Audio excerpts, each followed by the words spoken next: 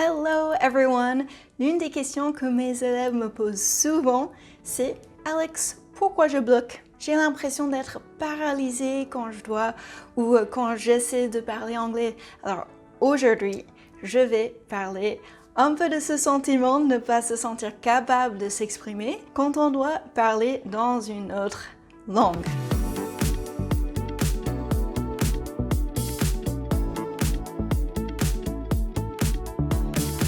My name is Alex, I'm an English teacher et si c'est ta première fois sur la chaîne, welcome, bienvenue, je suis contente que tu sois là et je t'invite à t'abonner pour être informé de la publication de nouveaux contenus et pour soutenir mon travail.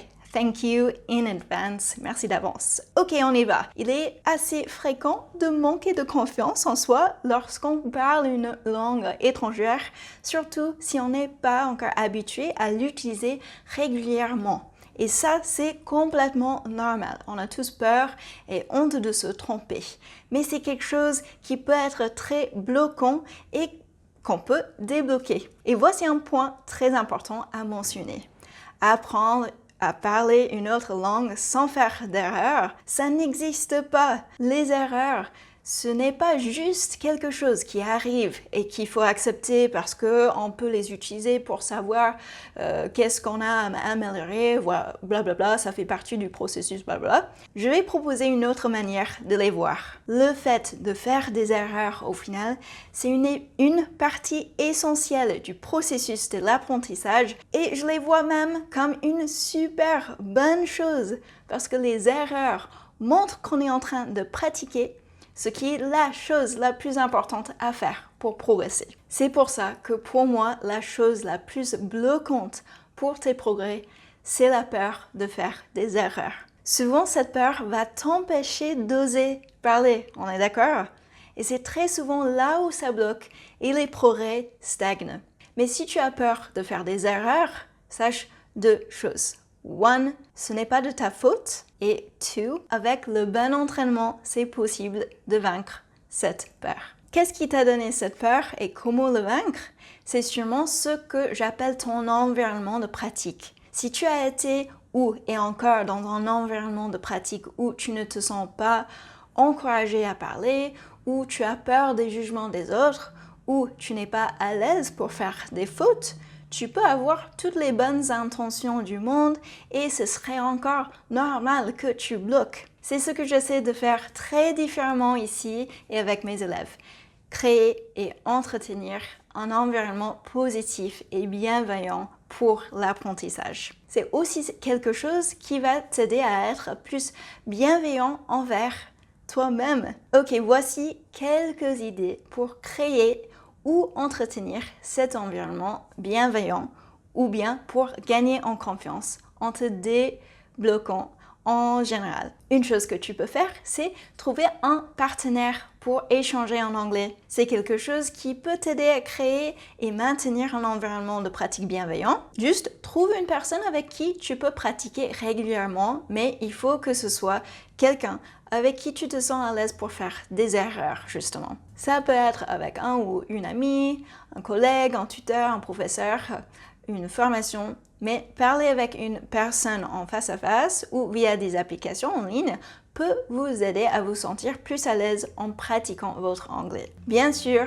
que tu peux réussir tout seul ou toute seule, mais le chemin sera plus difficile et solitaire aussi. Ok, next, c'est pratiquer régulièrement, même seul justement. La pratique régulière de la langue anglaise est la meilleure façon d'améliorer ta confiance en soi. Plus tu parles anglais, plus tu seras à l'aise avec la langue et moins tu seras stressé ou intimidé. Et tu peux totalement parler tout seul ou toute seule, chanter à haute voix, lire un texte à haute voix. L'important, c'est de faire sortir l'anglais de ta bouche.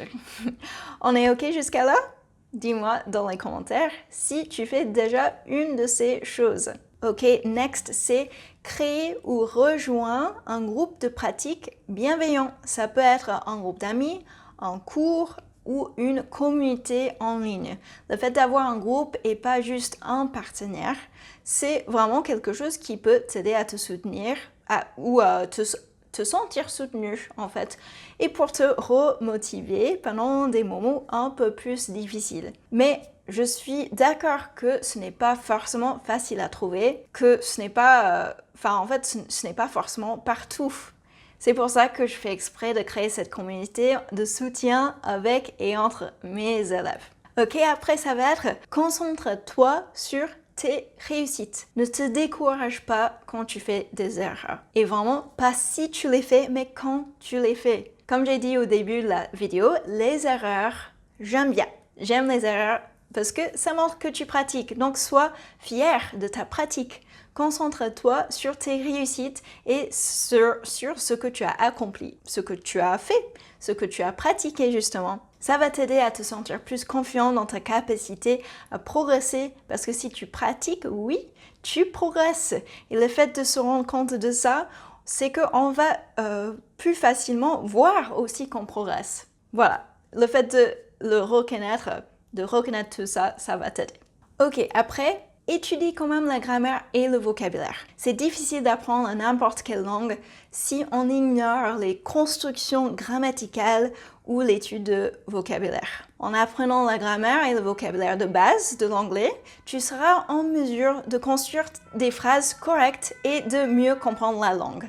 Ça va te donner plus de confiance lorsque tu parles en anglais et ce n'est pas du tout quelque chose qui est obligé d'être ennuyant, au contraire.